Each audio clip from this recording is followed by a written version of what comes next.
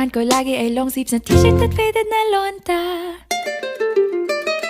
Pero noong makilala kita, nagbagong bigla ang aking timpla. Natutuwa ko na magpariban at mag-ahit ng kilay at least once a month. Hindi ko alam kung anong meron ka na sa akin ay nagpalambot ng bigla. Sinong mag-aakalang lalaki pala ang bibihag sa tulad kong tigreng gala.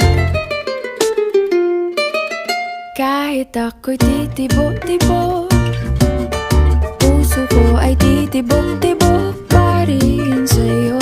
Isang halik mo lamang at ako ay tinatablan, at ang aking pagkababae ay nabubuhayan na para bang bulaklak na namumukadkad.